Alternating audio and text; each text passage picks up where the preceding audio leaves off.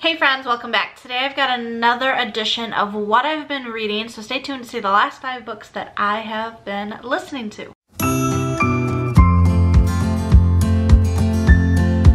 So this is, I think, the 3rd installment of this type of video, and even though they're not the most popular videos, I've gotten a lot of really great feedback on them, so keep the feedback coming. Keep leaving me suggestions in the comments down below of books that you think I should be reading or listening to. But I'm going to go over the last 5 books that I've read, and when I say read, I actually mean listen to. I use the Libby app on my phone. It is through the library, and I know a lot of libraries across the country use it. So check it out, because I don't really like paying for books if I can get them for free from the library, and that includes audiobooks. The reason I've switched to audiobooks versus actual like paper books or even Kindle books is because I can listen to them anywhere.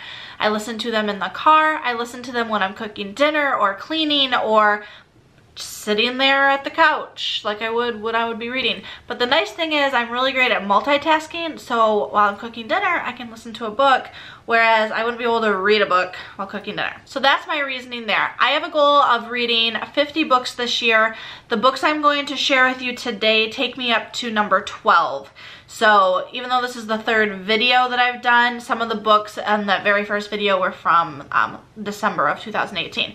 But this will take me up through book number 12 for the year. So the very first book that I'm going to talk to you about is called Pretty Girls by Karin, and I gave this a 4 out of 5 stars. Slaughter is an amazing writer. She has never disappointed me. I've read a few of her books at this point and I love them. They can be a little bit dark. Pretty Girls was no exception. It was dark, it was gruesome, it was gritty and raw. It touched on some taboo topics in a very chilling light. You've got bad cops, murders, missing teenage girls. This book centers around 2 sisters who come back together under really scary circumstances to try and uncover the secrets surrounding their sister's disappearance from 20 years prior. So it was a little bit longer, but highly recommend it. Very, very good if you are into like psychological thriller or suspense books. This is a good one. The next book I read was Then She Was Gone by Jewell, and I gave this one 4 stars as well. This is another psychological thriller slash suspense that had a really twisted ending that I did not see coming. Some of the stuff was pretty predictable as I was going through. You're like, okay, I kind of know where this is going, and that's fine. I still find those enjoyable, but the ending did catch me off guard. This book has a sort of back and forth then and now plotline going on, where the then is a 16-year-old girl goes missing and the now is 10 years later, focusing like on the mother kind of and the family of the missing girl. However, the main character, who is the mother, she ends up meeting a man who has a 9-year-old daughter who looks and acts exactly like her missing daughter. So you start getting some really weird feelings about what's going on between the 2 of them and with the daughter, and how all of their lives intertwine is very interesting. The next book I read was My Year of Rest and Relaxation by Otessa Moshfegh. I gave this a 3 out of 5. This one was interesting. It was a bit slow, but I wanted to see where it was going, so I kept listening to it. I was very close to shelving it though. The plot line is a girl wants to basically go into hibernation for a year to like reset her life and her body.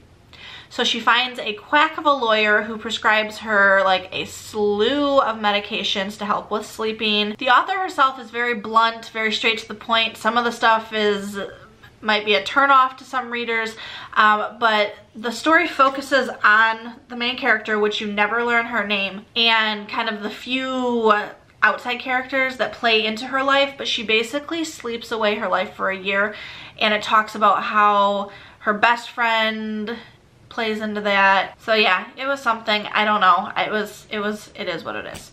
Can you tell I wasn't super excited about that one?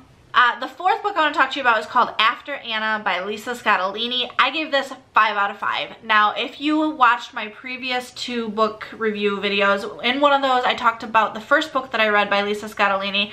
I did not care for whatsoever. I mean, it kept me going to the end because I wanted to know how it ended. I forget what the name of it was because that's how like non-memorable it was to me. But After Anna was fabulous. I don't give many books a 5-star rating. This one got a 5-star from me. I devoured this over the course of 2 days. I could not put it down. The storyline was captivating. There was a twist that literally gave me chills. I was listening to it in the kitchen. I was pouring a glass of water and I got chills. I remember exactly what I was doing at the time of this twist. The book centers around Maggie and Noah. Maggie welcomes her 17-year-old daughter Anna into their life after she had lost parental rights to Anna when she was just 6 months old. So trying to do right by her at this point in her life, Maggie and Noah move Anna into their home. Very quickly, things take a turn when Anna starts acting very strange around Noah, accusing him of coming on to her and making passes at her. So when Anna's body shows up dead, Noah is the main suspect. Noah maintains his argument that he is innocent. He did not kill Anna. Maggie is just in horror, kicks him out. They go to trial, blah, blah, blah. The book goes back and forth between before Anna and after Anna, hence the book name After Anna. But this was a really, really good one. Like I said, the twists I didn't see coming on this one. I would definitely check it out if this is the type of like stories that you're into, like the suspense and psychological thriller.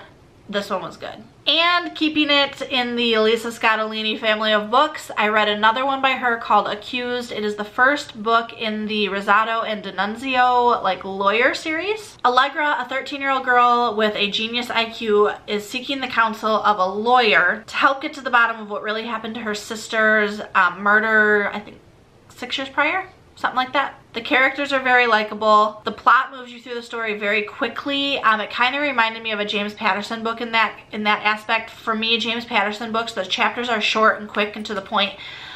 So like the story moves fast. This one kind of reminded me of that, where there was always something going on, so it kept you entertained. You didn't get bored really, or at least I didn't. And I seemed to finish it pretty quickly. So basically it's this girl who her parents think she's crazy. She's got this IQ level. She doesn't think that the man who was put away for her sister's murder was actually the murderer. And when she gets an inheritance from her grandfather, she uses part of that money to retain the lawyers to kind of seek out what really happened, while her parents in the meantime are trying to stop the daughter from doing this. So it's a lot of back and forth, and it's interesting because the daughter, Allegra, is underage, and so you kind of see the legal aspect of how she can retain counsel while her parents are trying to stop it. So that was interesting to me. There are, I think, 4 or 5 other books in this series. They aren't like linked, like the main characters of the law firm are all linked, and each book kind of centers on that, but like the characters, like Allegra isn't in the other ones, but it's a 6-book series, I think. So those are the last 5 books that I read. Please drop me a comment down below. As always, leave suggestions of what you're reading or some of your favorites. I try to make a list. If I'm able to get them on audiobook, I will likely listen to them eventually.